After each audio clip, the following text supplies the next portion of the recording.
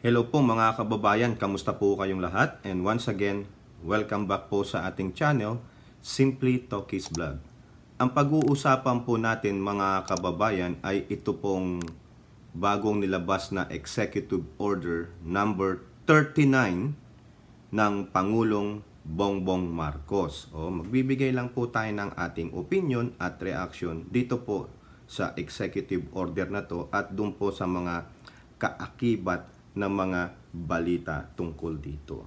So ito nga po, nandito na po to sa Official Gazette ng ating gobyerno. Makikita nyo po yan sa officialgazette.gov.ph, no? Hanapin nyo lang dyan or pumunta po kayo sa official Facebook page ng Presidential Communications Office. Nandun po yung mga link at ito nga po ipinaliwanag dito sa 3-page na executive order ng ating Pangulo yung mga kadahilanan. Bakit po sila nagbigay ng imposition of mandated price ceilings on rice, no? Nandito po yung mga whereas hindi po tayo abogado, kaya hindi po natin to pwedeng sabihin sa inyo ipapaliwanag o whatever. Pero dito po, basahin nyo po kung ano po yung mga Republic Act na naging panuntunan nila, bakit po nagbigay ng executive order number that the imposition of mandated price ceiling sa bigas, no? Ang maganda lang po dito na nabasa ko ay dito sa first page yung number 4 paragraph saka number 5, no? The last two paragraphs. Sabi dito, whereas the Department of Agriculture and the Department of Trade and Industry have reported that the country's rice supplies have reached a stable level and are sufficient owing to the arrival of rice imports and expected surplus on local rice production. Whereas, despite the steady supply of rice, the DA and DTI have also reported that the widespread practice of alleged illegal price manipulation such as hoarding by opportunistic traders and collusion among industry cartels in light of the lean season, as well as global events taking place beyond the Philippines' control, such as the Russian-Ukraine conflict, India's ban on rice exportation, and the unpredictability of oil prices in the world market, among other factors have caused an alarming increase in the retail prices of this basic necessity. Yan po, no? So the rest, kung interesado po kayong basahin pa yung nilalaman ng EO na to, nandyan po, no? Mahirap na po at hindi po tayo abogado, baka magkamali pa tayo ng pagpapaliwanag sa inyo, no? Baka sabihin nyo nagpe-fake news tayo. So, yan po, dito po sa balita ng Presidential Communications Office. Ito po yung kanilang news release. PBBM sets price ceilings on rice nationwide. Yun nga pong EO number 39, no? So, it was signed by Executive Secretary Lucas Bersamin on August 31st. It stated that President Marcos approved the joint recommendation of the Department of Agriculture and the Department of Trade and Industry to set price ceilings on rice in the country. It was also issued following the sectoral meeting on August 29, where President Marcos was briefed about the status of government initiatives to ensure sufficient rice supply in the country. So marami pong nangyari doon sa kanilang sectoral meeting noong August 29. So magkano po yung presyo na sinet nilang ceiling sa mga bigas? Ito po. Under EO 39, the mandated price ceiling for regular milled rice is 41 pesos per kilo, while the mandated price cap for well-milled rice is 45 pesos per kilogram. Quote, the mandated price ceiling shall remain in full force and effect unless lifted by the President upon the recommendation of the Price Coordinating Council or the DA and the DTI. Ayan po ang sinasabi nila. So, probably pag ito naging stable na, no, yung mga hoarder, yung kagagawan ng cartel na gusto ngang pabagsakin ang pamunuang Marcos, eto ang pangontra sa kanila.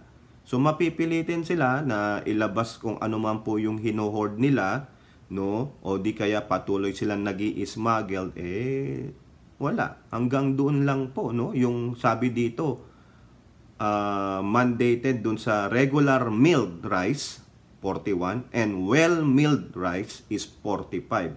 So, di ba maraming mga klase ng mga bigas? So, ang bakang sabihin natin, tanungin natin, applicable ba yan sa lahat ng quality ng rice na nakikita natin sa pamilihan? So, di ba ang dami doon? Kung tingnan nyo yung mga larawan na yan, di ba? Iba-iba ang presyo, iba-iba ang quality.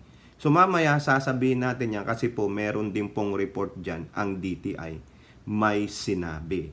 So, hindi na po natin babasahin lahat ito. Napakahaba ng mga report nito, no? Nandito lang po yung mga sinasabi ng mga batas, yung supply ng ating bigas, sabi naman ng Pangulo, base dun sa kanilang EO39, no? Yung binasa natin yung fourth paragraph na base sa report, enough ang supply ng bigas at darating pa nga yung inimport nila, no? So, ang tanong dito bakit nga ganyan? Kasi nga, aside from that diyan sa gera sa Europe, yung Russia and Ukraine, saka yung variable, no, na presyo ng oil, talaga pong nag-e-exist itong cartel that manipulates the prices through hoarders or smugglers, no? Napakaganda nito, no? Sa akin lang reaction, that is a good job. At least ano na rin siguro naisip na rin ng council na yun sa sectoral meeting upon recommendation na at meron namang legal basis, no? Binasa, nandun po, hindi natin binasa kasi batas po yun, mahirap po nating ipaliwanag, wala po tayong kakayahan doon, di tayo lawyer. Kung gusto nyo, kayo na lang magbasa. Nandun po sa first 3 paragraphs nung first page ng EO39, yung mga minention na batas na kung saan doon po sila nanguha ng legality ng pag-i-issue ng EO39, no? So at least napag-usapan, mga brilliant minds po ang katabi ng Pangulo, si former Chief Justice E.S. Lucas Bersamin and si Presidential Legal Counsel Juan Ponce Enrile. Di po ba? Eto po. Kailan magti-take effect itong price ceiling na ito? Sabi rin po dyan sa Presidential Communications Office website, price ceiling on rice to take effect Tuesday, says Malacanang. So, ano po yung Tuesday na yan? Next week. Di po ba? So, the Office of the Executive Secretary clarified on Friday that EO number 39, which sets a price ceiling on regular and well-milled rice in the whole country, will take effect on September 5th, 2023, and that is Tuesday. OES Undersecretary Leonardo Roy Cervantes said that the price cap on rice will take effect immediately upon publication of EO number 39 in national newspapers. So, yun po yan, no? Pero sabi na po dito, sa September 5th, and that is Tuesday. Ngayon po dyan, nagbigay din po ng pahayag, no? Nagpahayag po ang Pangulong Bongbong Marcos na kung saan ito, meron po siyang paalala sa publiko, no? Ito po. Quote card sa SMNI, no? Quote, "We have put together a structure for the continuing monitoring. This will include essentially the lead agencies, the DILG, DA, DTI, DOJ as well." Aba, kasama na ang DOJ. "So, they will now apply the price ceilings that I have ordered in the EO to make sure the prices stay within the limits we have prescribed. The real problem is in the National Capital Region.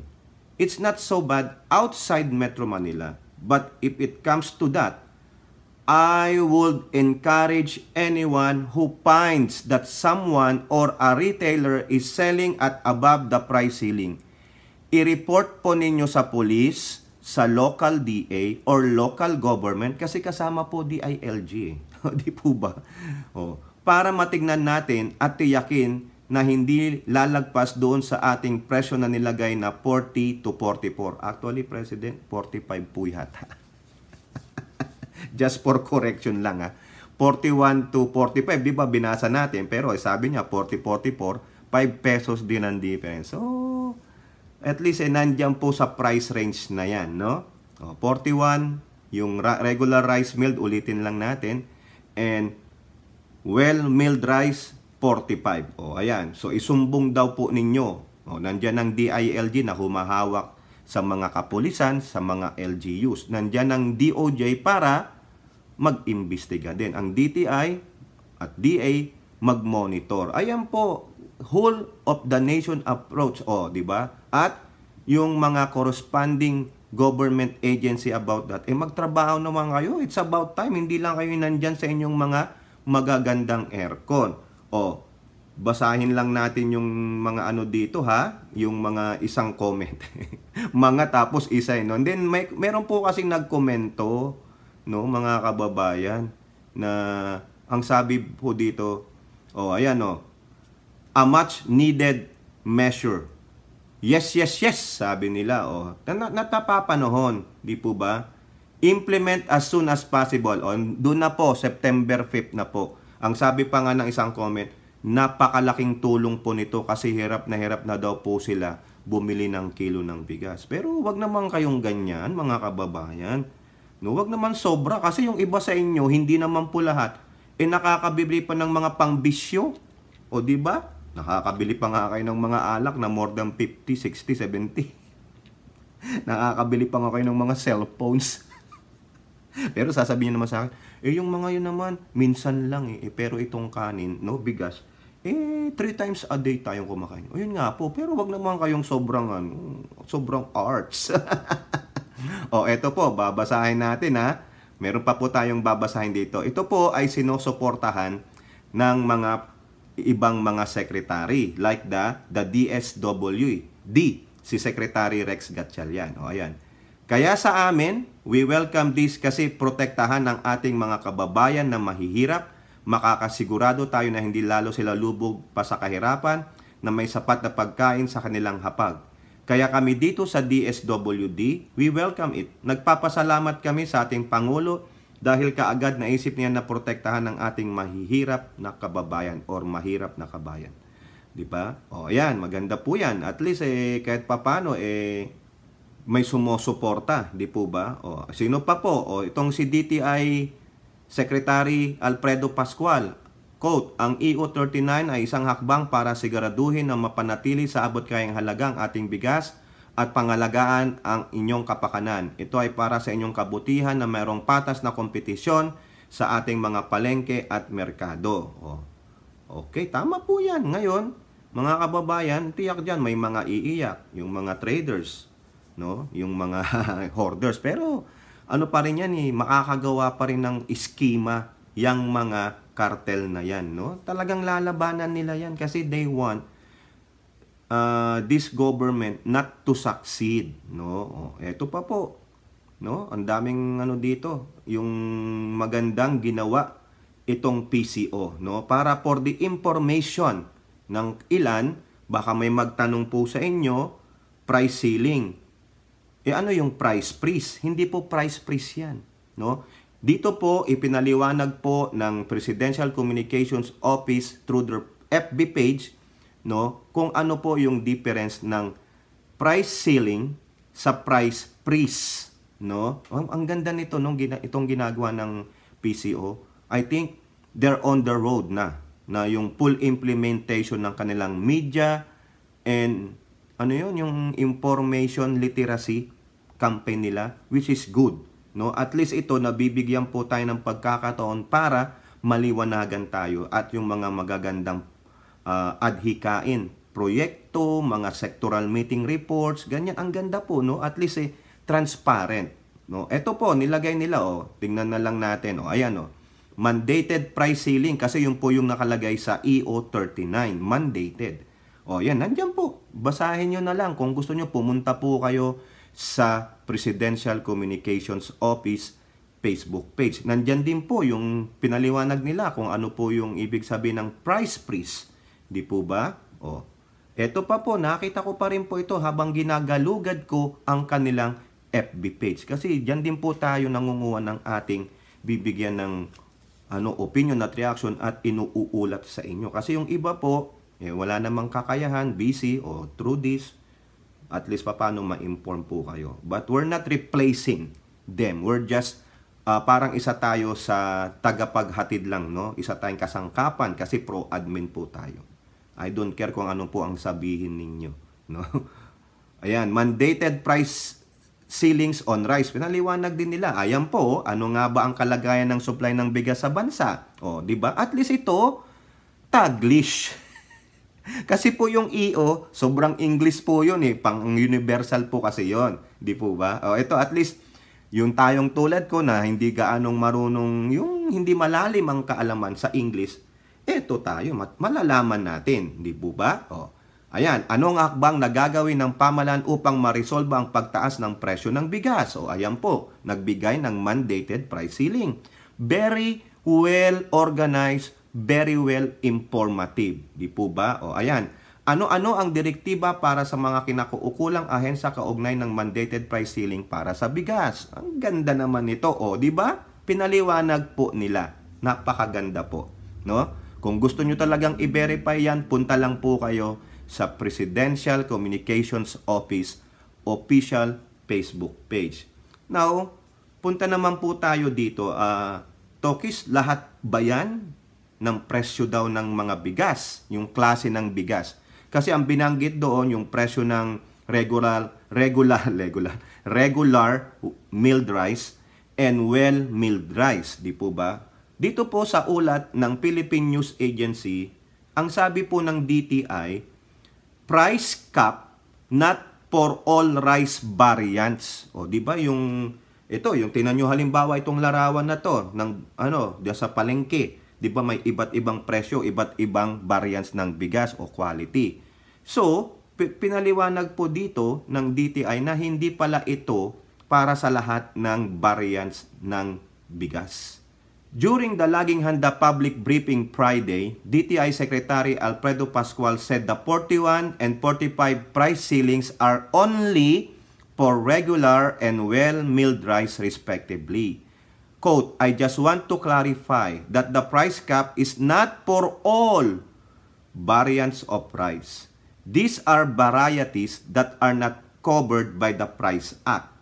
He also clarified that EO39 does not impose a price freeze, correct po yan, but it mandates the highest price that retailers can sell regular and well-milled rice to the consumers. Correct. So, ibig sabihin, hindi siya dapat lumagpas sa 45, yung well-milled rice, at yung isa namang regular milled rice, hindi aangat ng 41. Ayun ang pagkakaintindi ko. Correct me if I'm wrong. Di po ba? The price ceiling is aimed at protecting Filipino consumers from unfair and exploitative pricing practices. Both the TTI and the broader Philippine government are focused on safeguarding lower-income families and vulnerable communities who are most affected when prices of essential goods surge unexpectedly. Ayun po yung sabi ni DTI Secretary Pascual. So napakaganda po niyan. At least pinaliwanag ha. Yun daw pong price na yun ay hindi po pangkalahatang variants. So, nandun naman po.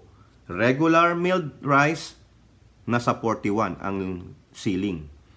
Well milled rice, 45 ang nasa ceiling. Pag lumagpas daw po dyan, pwede nyo nang isumbong. Baka naman merong reward.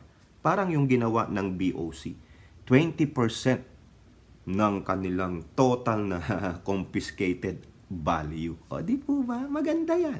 No? O, paalala lang, hindi sa lahat ng variants ng bigas. Ayan po ang sabi ng DTI. Ni-report po yan, Philippine News Agency. Hindi po tayo nagsisinungaling. No? Dahil binabasa po natin yung balita sa inyo at kung may kakayahan tayong ipaliwanag, ipapaliwanag natin sa abot ng ating makakaya. Kung mali po, i-correct nyo po ako. Di po ba? O, eto po. After yan na nilabas, no, yung EO39 nasa official gazette na at ilalabas na po yan sa newspapers, no, para officially there is already an executive order. Sabi po dito sa political news, ito po yung reaksyon ng ating mga mambabatas, particularly sa lower house. a timely and necessary intervention. House supports Marcos' imposition of price ceiling on rice. So, siyempre, sino po ang nangunguna sa House? E di yung Speaker of the House, Martin Romualdez, ang pinsan ng ating Pangulo. O, ito po sabi niya. The House of Representatives has expressed its support for President Ferdinand Marcos Jr. decisive action of imposing a price ceiling to ensure every Filipino's access to affordable rice. The imposition of price ceilings on this staple food is timely and necessary intervention to shield our fellow countrymen from the undue economic burden caused by unwarranted surge in rice prices. Ayun po yung sabi ng opisina ni Speaker Romualdez. We deeply understand and empathize with the plight of our people, especially the underprivileged and marginalized who are most affected by the surge in rice prices. Okay, maganda po yan. Ako po nag-a-agree doon. Kasi kung wala pong gagawin ng gobyerno dito, puro inspect na lang ang ginagawa nilang BOC. Kasama po tong si Speaker, si Erwin Tulfo, si Representative Mark Imberga at yung mga LGUs doon sa bayan, mostly sa Bulacan ang tinitira nila. No, hindi ko po alam bakit palaging Bulacan na lang. Ayan bang pinakamalapit sa Metro Manila? Wala na bang ibang mga warehouses sa buong bansa? O sa bagay, yan ang siguro ang pinakamalapit, no, mga kababayan. So siguro yan din ang pinaka-staple na production ng Bulacan, no? So ilan na yung ni-raid nila? Nakakapito na sila kasi yung una 3 tapos 4 o di 7. I'm assuming kasi 2 balita yun eh. Di po ba? O, inspection. Eh, hindi naman nila pa kinukumpiska until the investigation is final na, walang proper documents, illegal yan, smuggled yan, kumpiskahin. Eh, yung tagal pa po eh. Eh, baka yung investigasyon, alam nyo naman, tumagal pa ng ilang taon. O, di ba, sa bagal nila. O, baka mamaya, sabi nga nila, baka ma-whitewash na. O, di ang Pangulo, nakikita niya na, hirap na, ang dami ng reklamo at baka lalo pang magkaroon ng di magandang pangyayari, inano niya na. Tama lang po itong desisyon na ito na I have to impose this. Yung sinasuggest ko nga dati na magbigay ka na ng executive order. Nagkatotoo naman. Tuwang-tuwa naman ako. Pro-admin po ako eh. Pasensya naman kayo. Kayong mga antay dyan, no? Ala akong pakialam sa'yo. Mainggit kayo, mag-antay kayo ng oras ninyo o panahon ninyo to shine, kung makaka-shine pa kayo.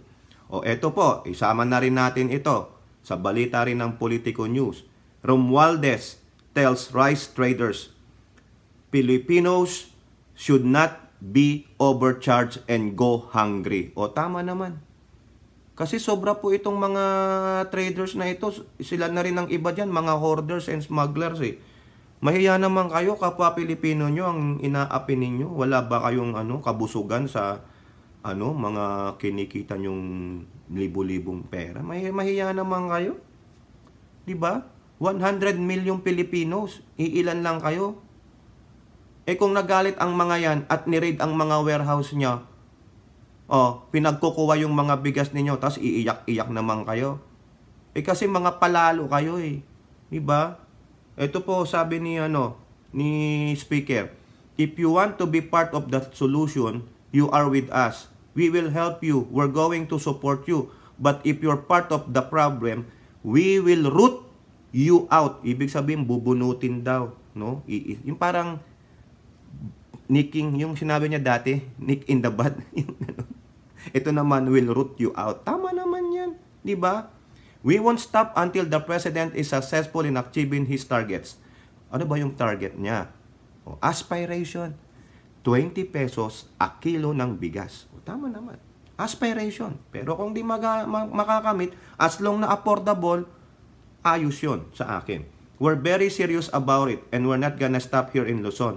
We'll go to Visayas and Mindanao. We're gonna hit every region. Correct. Sige, nandiyan po. Sana po hindi lang yan pa-media, hindi lang pa-presscon. Sana po may action at yung may kalalabasan yung action ninyo. Yung action ninyo is nag-inspect kayo.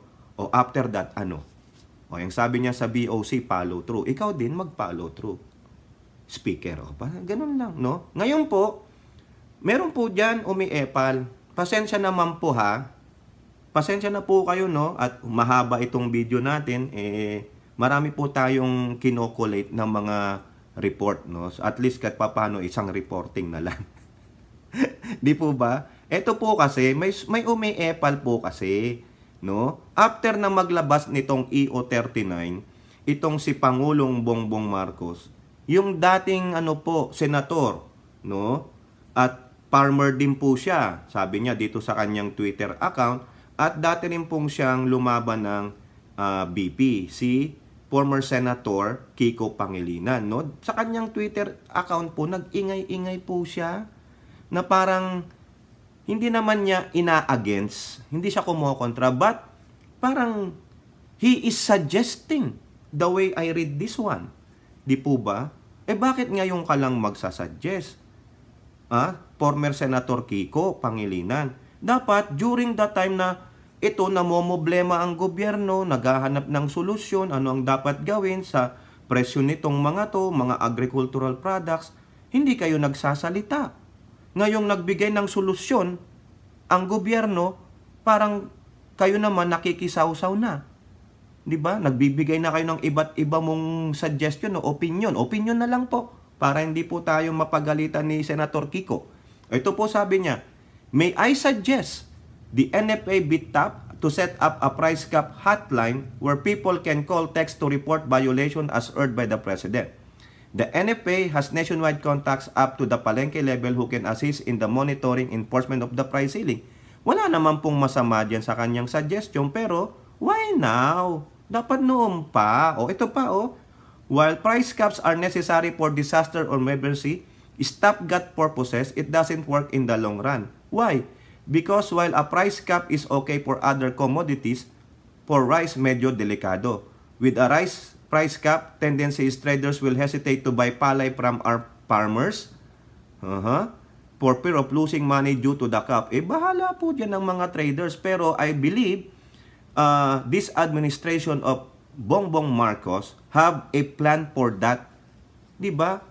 Nagsasuggest ka pa, nagni-negative ka pa dito di po ba? Akala ko ba gusto mo tumulong? Huwag mo nang bigyan pa ng negativity. Di po ba? Ang ganda sana. Ang dami po niyang post, no?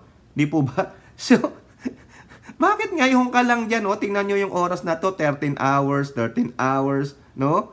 Ang dami niyang sinasuggest dito. Meron pa siyang yung mga 0.1, 0.2, 0.3, 0.6. Ang dami mga kababayan. Haba ang vlog natin dito. Pero, ang punto ko, bakit ngayon lang? Former Senator Kiko Pangilinan. Bakit ngayon lang? Dapat, nag-ingay ka na during this ongoing problem. Ano po ang masasuggest ninyo diyan sa mga hoarding? Naniniwala po ba kayo na may mga hoarders, may mga smugglers o cartel ng mga agricultural products? Yun po sana.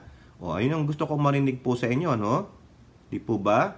Now, meron pa rin pong balita dito sa Twitter account ng ABS-CBN, mga kababayan. Nung ito, nagbigyan na ng price cap sa bigas, ayan po yung larawan, tingnan nyo. Price of tomatoes in Metro Manila markets reached 200 pesos per kilo, which is triple its usual price. The General Manager of Nueva Vizcaya Agricultural Terminal says weather disturbances caused destruction of many tomato plantations in various parts of the country. Ayun naman pala meron pong nangyaring disturbances. Ano yon? Weather. Anong gusto? Yan na ba araw-araw ang kakainin, kamatis? Pwede naman diyang bumili ng iba pang agricultural products. Diba? Wag muna kayong magsinigang. Wag muna kayong magkamatis with bagoong, saka yung lasuna, ayan, with isda. Konti lang. Wag kang bumili ng akilo kasi madali namang mabulok din ang kamatis, hindi tulad po ng bigas. Sa bigas, pwede na tayong magdildil ng asin kung wala tayong pang-ulam. Di po ba? Di ba? Kayo naman, one after the other, di po ba? Kayo po, ano pong inyong masasabi? Yan po sa ginawang EO39 ng ating Pangulo. Is it good or is it bad? So, comment down below and don't forget to like and share. Hope to see you on the next videos. Bye-bye. God bless.